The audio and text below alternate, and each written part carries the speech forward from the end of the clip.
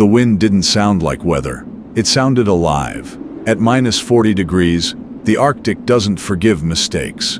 It erases them. And somewhere beyond the white horizon, a lone figure was already running out of time. No signal, no shelter, no backup coming, just an endless storm swallowing every direction at once. Satellite images later would show the storm forming faster than predicted. A violent wall of ice and wind moving him across the frozen sea like a living thing. But in that moment, there was only silence broken by breath turning to frost and the slow realization that rescue wasn't hours away. It might be days. The human body begins to fail quietly in extreme cold. Fingers stop obeying. Thoughts slow down. Decisions become heavier. And alone in the Arctic, hesitation is as dangerous as the storm itself. As somewhere beneath layers of snow and shifting ice, water moved unseen. Somewhere above, darkness stretched longer than night should last. And in between stood one person, forced to turn knowledge into instinct and fear into action. What follows is not a heroic legend or a miracle tale. It is a documented fight against cold, isolation, and time. 72 hours, where every choice meant survival or disappearance. The storm began long before he understood what it truly meant. Daniel Hayes was 34 years old, a field climate technician assigned to a remote Arctic monitoring project near the northern coast of Svalbard, Norway. His job was simple in theory: maintain automated weather sensors, collect ice thickness data, and replace failing equipment before winter sealed the region completely. He had done it before. He knew cold. He knew isolation. But experience doesn't make the Arctic predictable. It only teaches you how quickly control disappears. That morning had started with a pale blue sky and a low sun barely touching the horizon. Visibility was clear enough to see miles across frozen sea ice, broken only by pressure ridges and distant snow dunes sculpted by wind. Daniel traveled alone on a snowmobile, carrying emergency gear, a compact tent, fuel canisters, flare gun, thermal blanket, ice saw, small stove, GPS unit, and 2 days of rations. The plan was routine. Reach Station Echo, repair a damaged sensor mast, and return before nightfall. But Arctic forecasts are probabilities, not promises.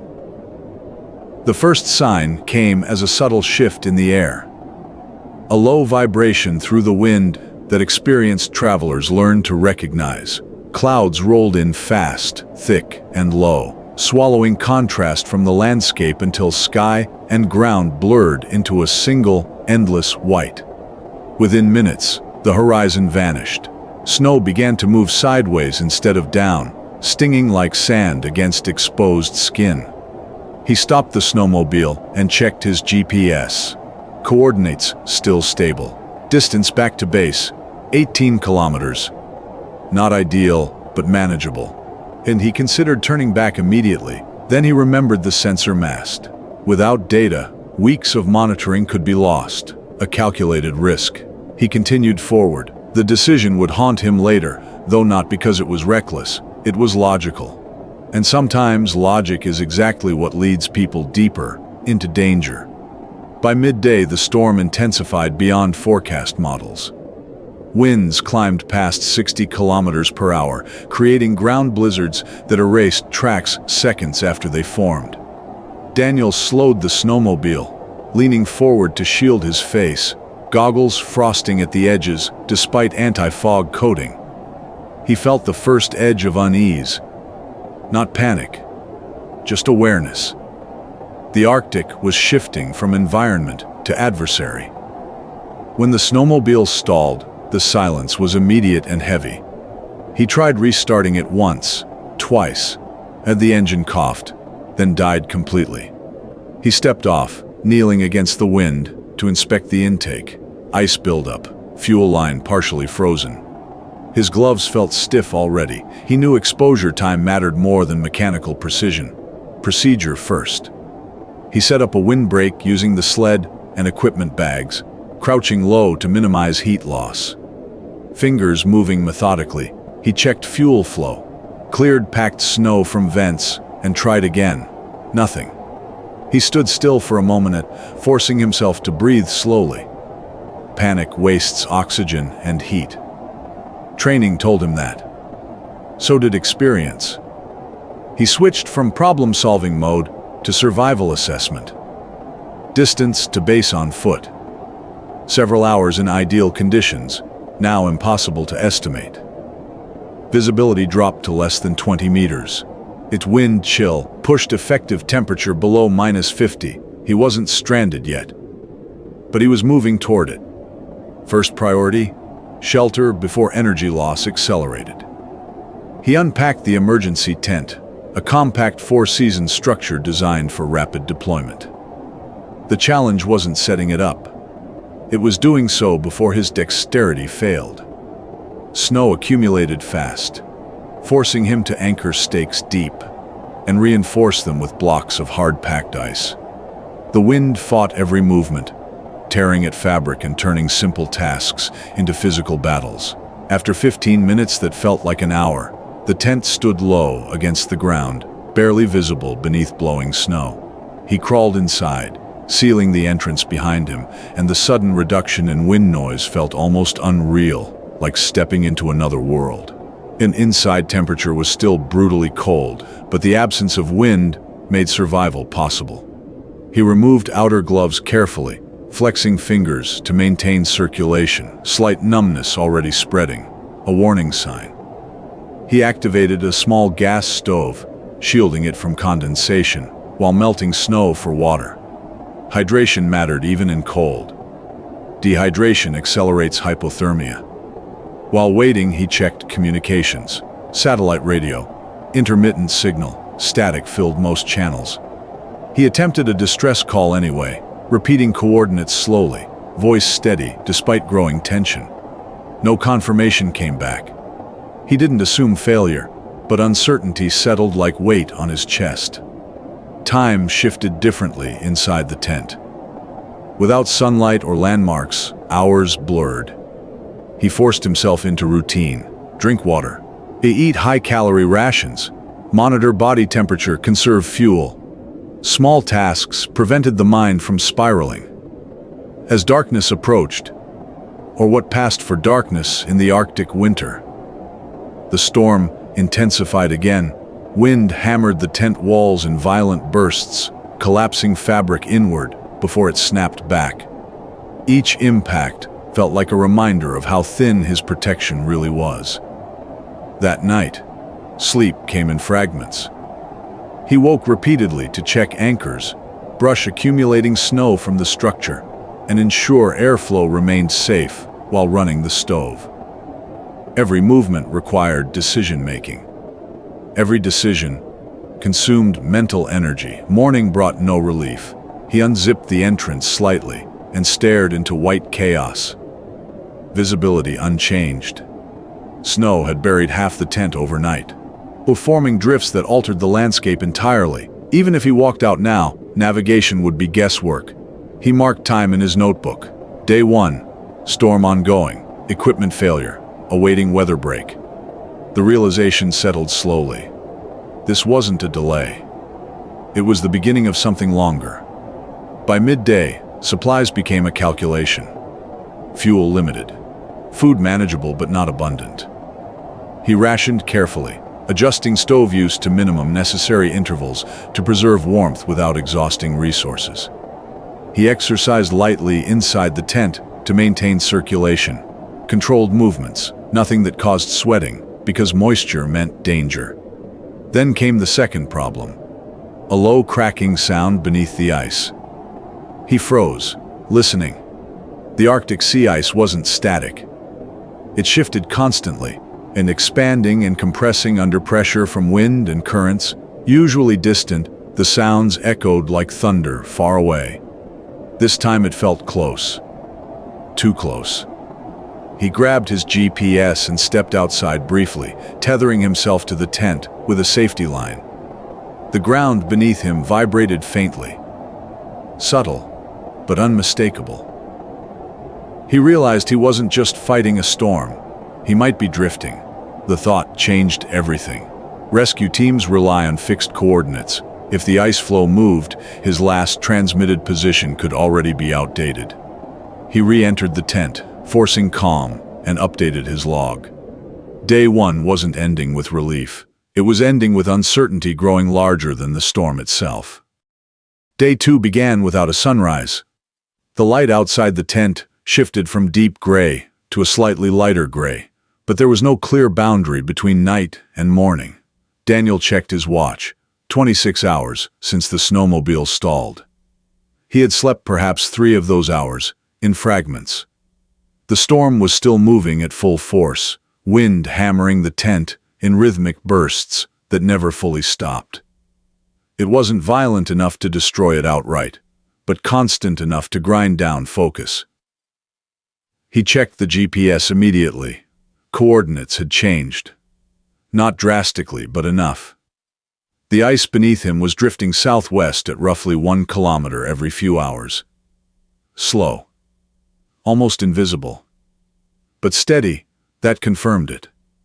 He wasn't on stable land ice. He was on a fractured sea ice floe, detached somewhere during the storm's pressure shift. One which meant 2 things. Rescue teams would have to search a moving target, and structural integrity beneath him was no longer guaranteed. He made a decision that felt counterintuitive. He would not attempt to walk back yet. In these conditions, disorientation could kill him within an hour.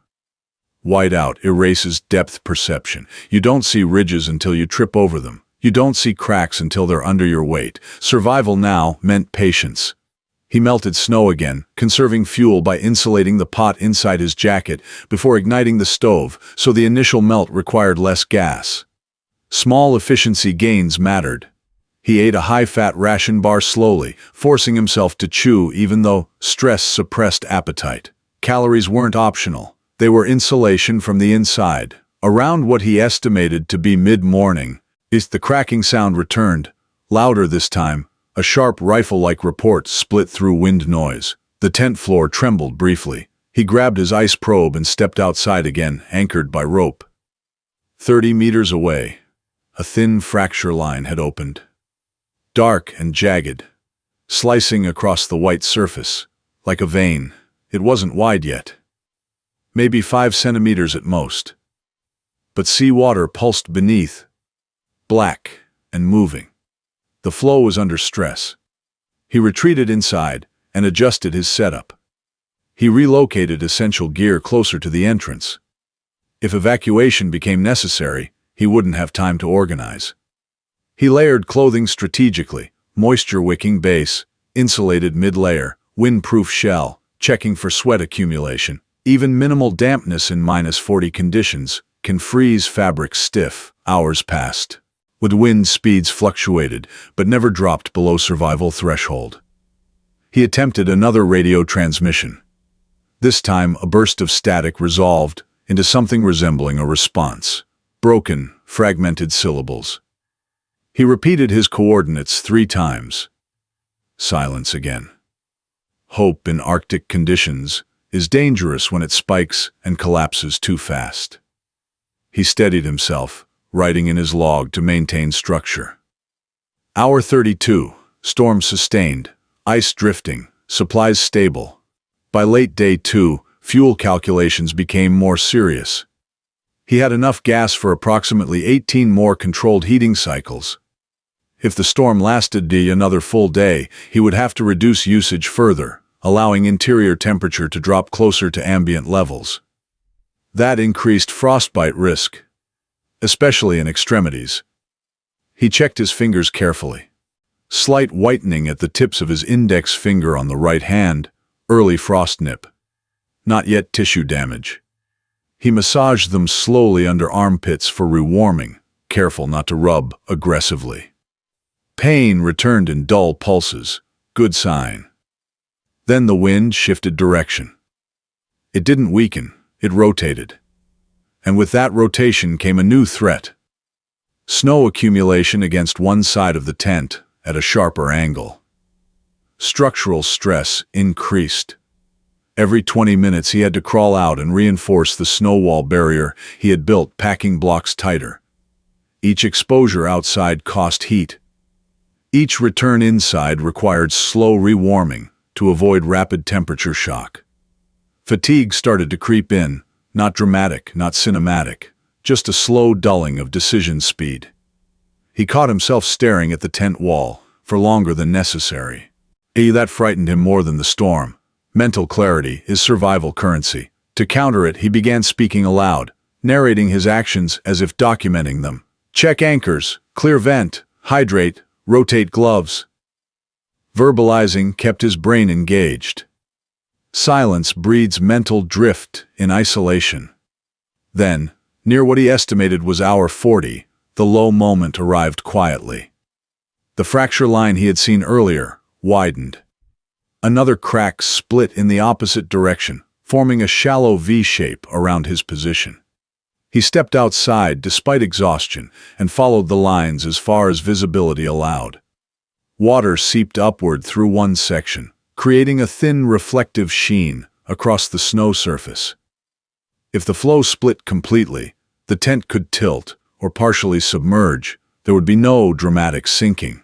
Its Arctic breakups are often incremental. Sections separate slowly, creating unstable edges and slush fields that swallow weight unexpectedly. He stood in the wind, calculating. Option 1. Stay and risk structural separation. Option 2. Relocate tent further inland, across unstable terrain during active storm. Both carried risk. Neither guaranteed safety. For the first time since the snowmobile failed, doubt pressed hard against discipline. He felt the weight of isolation. Not emotional panic, but the cold mathematical reality that no one could physically reach him until aircraft conditions improved. An aircraft would not fly in this. He crouched, pressing his gloved hand against the ice, feeling faint vibration beneath. The ocean below moved constantly, indifferent. Inside the tent again, he forced a reset. And he closed his eyes and slowed his breathing deliberately. 4 seconds in, 4 hold, 4 out. Hyperventilation wastes heat. Calm preserves it. He chose controlled relocation. During a brief lull in wind intensity, if it could be called that, he dismantled the tent partially, keeping poles assembled, and dragged the structure approximately 70 meters away from the primary fracture direction, toward thicker-looking ice near a pressure ridge. The move took nearly 40 minutes. 40 minutes of exposure, 40 minutes of burning energy reserves.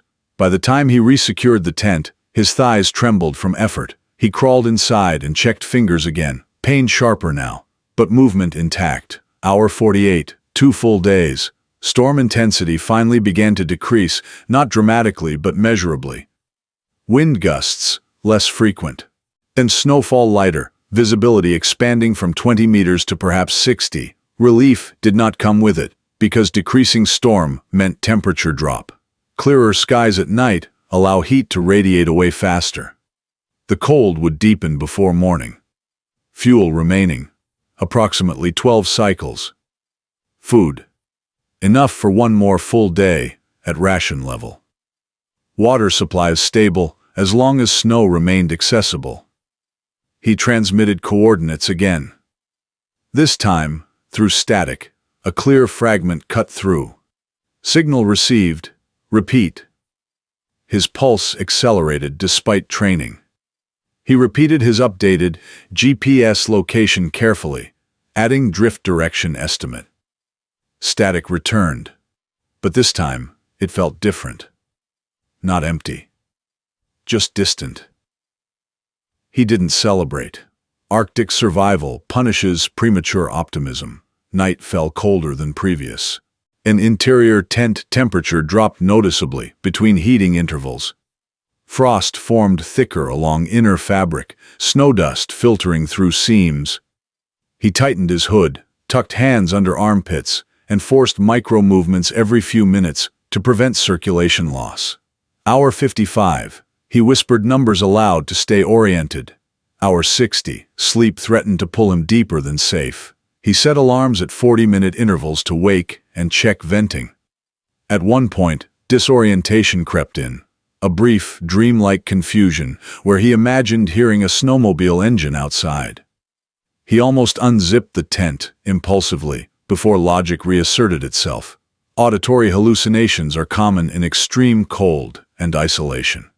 He noted it in his log, deliberately. Acknowledging it prevented escalation. By the time pale light returned, he had crossed into day 3. 72 hours was no longer a distant number. It was approaching, and survival would now depend on whether the signal he transmitted had truly been heard. Day 3 arrived without ceremony. There was no dramatic change in the sky, no sudden clearing that signaled rescue, just a slightly brighter gray horizon and a cold so sharp it felt heavier than before, pressing against the tent like weight. Daniel checked his watch again. Hour 63. 9 hours short of 72. His body felt slower, not weak, but depleted. The controlled movements he had practiced since day 1 now required conscious effort. Even small tasks, tightening a strap, adjusting a glove, demanded focus. This was the stage many survival reports described, but rarely captured accurately. The quiet erosion of energy rather than sudden collapse. He forced himself into routine immediately. First, hydration, melt snow. Small sips, never large gulps that cool the core too quickly. Second, physical check.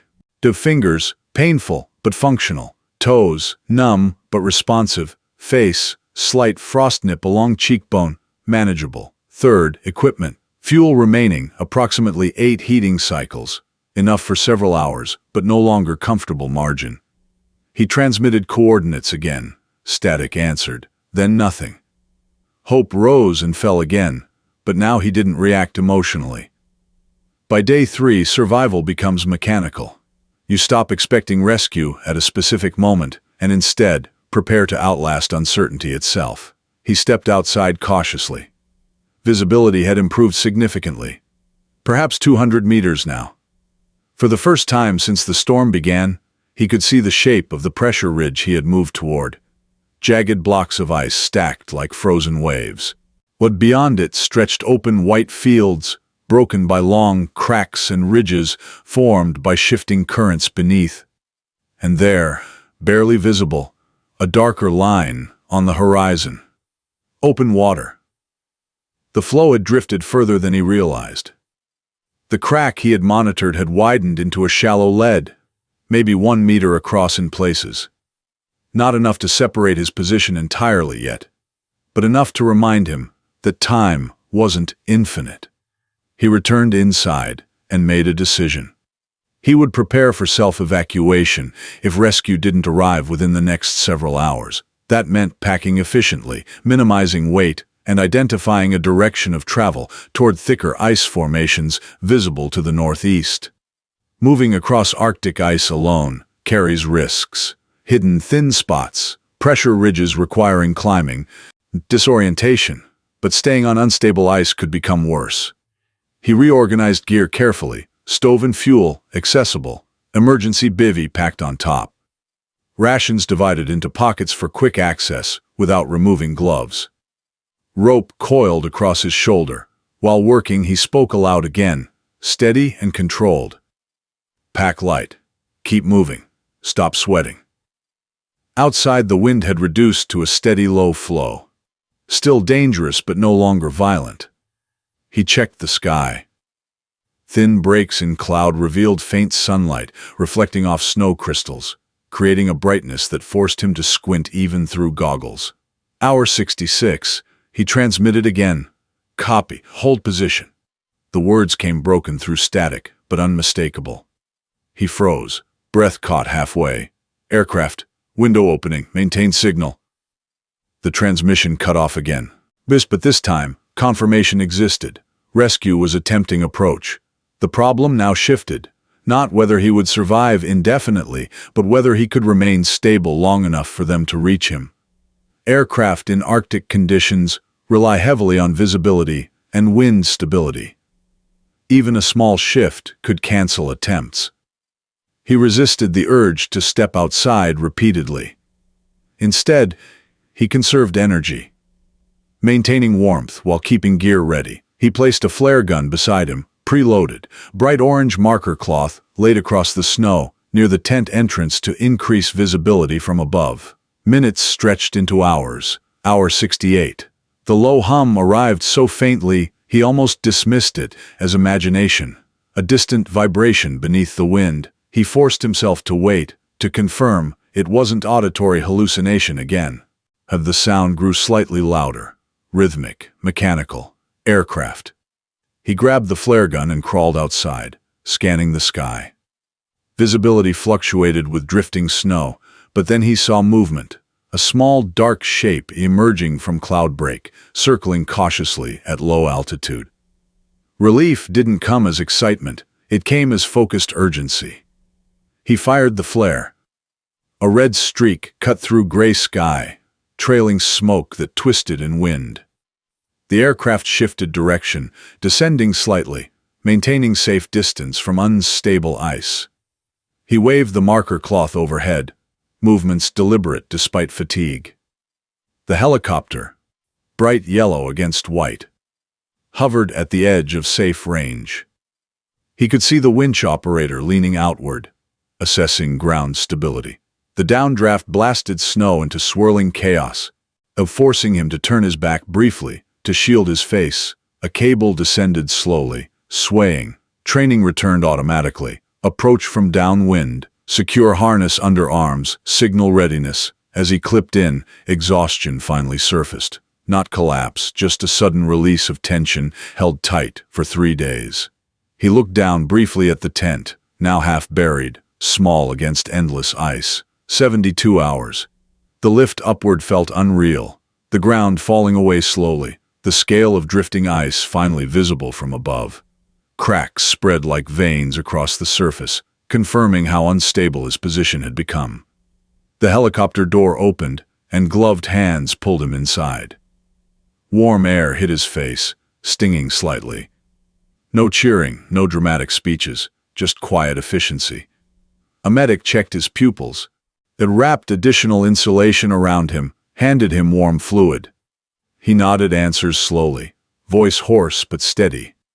Later, analysis would show that the storm had accelerated ice drift faster than predicted, pushing him nearly 30 kilometers from his original position. The decision to remain sheltered rather than attempt blind travel likely saved his life. So did routine, small actions repeated consistently under stress.